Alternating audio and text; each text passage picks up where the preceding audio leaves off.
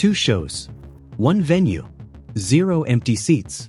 That's the reality unfolding right now in Northern California, where SB19 is closing out one of the busiest promotional stretches of their career with a fan meet that Aten have been counting down for weeks. Some casual observers are calling it just another concert date. It isn't. And once you see the full picture of what led here, you'll understand why the Philippine music industry is treating this weekend as a genuine turning point. Welcome to Stage Wire, let's break it down. First, the facts on the ground. SB19 is currently performing at the event at Graton Resort and Casino in Rohnert Park, California, a resort venue in Sonoma County about an hour north of San Francisco. This is the American stop of the I Was There Thanksgiving fan meet, running 2 consecutive nights, Saturday, August 8th, and Sunday, August 9th. Both shows sold out. Unlike a standard concert, a fan meet mixes full-scale performance segments with the kind of talk, games, and up-close interaction that gives Aten a very different experience than a festival set.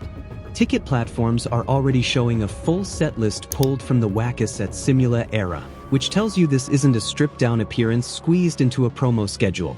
It's a real production, built for the fans who show up, and every single seat for both dates was claimed. That detail alone should reframe how people are talking about this weekend. Selling out one night in a market you've never headlined is impressive. Selling out 2 back-to-back in a region SB19 had no prior touring history in is a different kind of statement entirely. So why Northern California specifically? The numbers actually back up the choice. California is home to roughly 1.7 million Filipino Americans, close to 38% of the entire Filipino American population nationwide, according to U.S. Census Bureau estimates. And while Rohnert Park itself is a smaller city, it sits within striking distance of some of the most historically rooted Filipino communities in the country.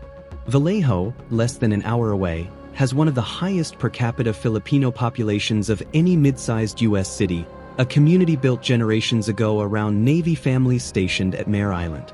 That kind of deep-rooted, multi-generational fan base doesn't need convincing to show up for a Filipino act making history. They show up ready.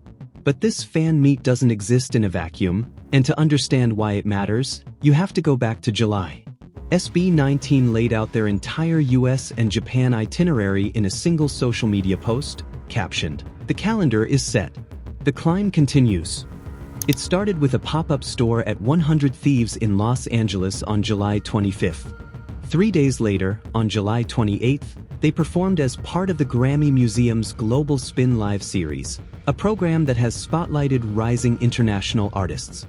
The next day, July 29th, SB19 became the first Filipino group ever to throw a ceremonial first pitch at a Major League Baseball game, ahead of the White Sox-Yankees matchup at Wright Field in Chicago, joining a short list of Filipinos honored that way, including Manny Pacquiao, Liza Soberano, and Joe Coy. Then came the moment that changed the conversation entirely. On July 30th, SB19 walked onto the Allianz stage at Lollapalooza in Chicago's Grant Park, becoming the first homegrown Filipino act to ever perform at the festival. They opened with Damn, moved straight into Gento, and partway through the set, previewed their brand new single Lawless live, just hours before its official streaming release. Chicago Bulls mascot Benny the Bull even joined the group on stage during Dunka. By the next morning, the hashtag SB19 at Lollapalooza had climbed to #1 on X's trending list, and Rolling Stone later singled out the set as one of the standout moments of the entire festival weekend. That's the momentum SB19 carried straight into this weekend's fan meet. And fans have matched that momentum every step of the way. Aten have been coordinating road trips, flights, hotel stays, and meetups for weeks, alongside countdown posts and outfit inspiration tied to the group's current era. Every fan shot clip, every reaction video, every live stream from Rohnert Park becomes free promotion that keeps circulating long after the final song.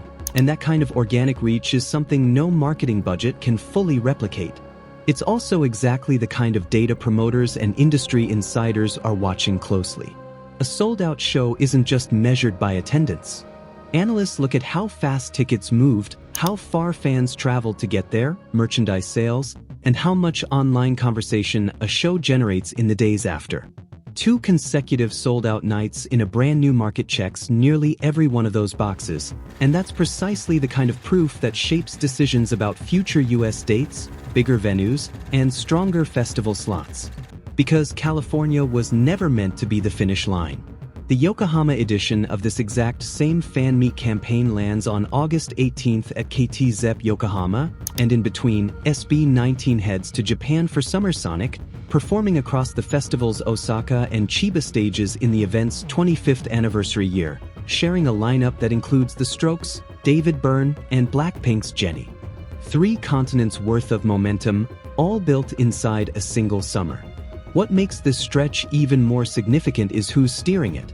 Since 2023, SB19 has operated under their own independent label, 1Z Entertainment, founded by the members themselves and led by group leader Pablo.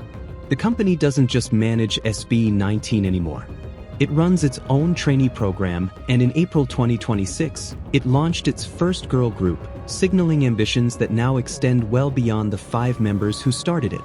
In an industry where global growth usually means handing over creative control to a major label, SB19 is proving that a self-owned company can still book world-class festivals, sell out international fan meets, and expand a business empire on its own terms.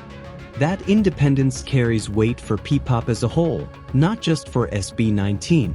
Every sold-out show and every chart placement, like Gento's run to number 8 on Billboard's World Digital Song Sales chart, or SB19's earlier distinction as the first Southeast Asian act nominated for a Billboard Music Award as Top Social Artist, makes it a little easier for the next Filipino artist to get taken seriously by international promoters. Representation compounds. Every milestone SB19 hits lowers the barrier for whoever comes next. So where does this leave things? 2 sold-out nights in Sonoma County won't single-handedly guarantee a full North American tour.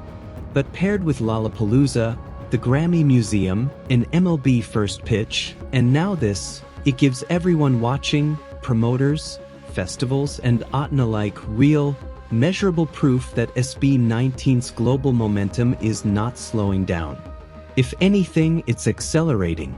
What do you think comes next for SB19 after this run through California and Japan? Drop your predictions in the comments below. And if you want to catch every SB19 milestone the moment it happens, hit like on this video, share it with your fellow ATN, subscribe to StageWire, and turn on notifications so you never miss an update.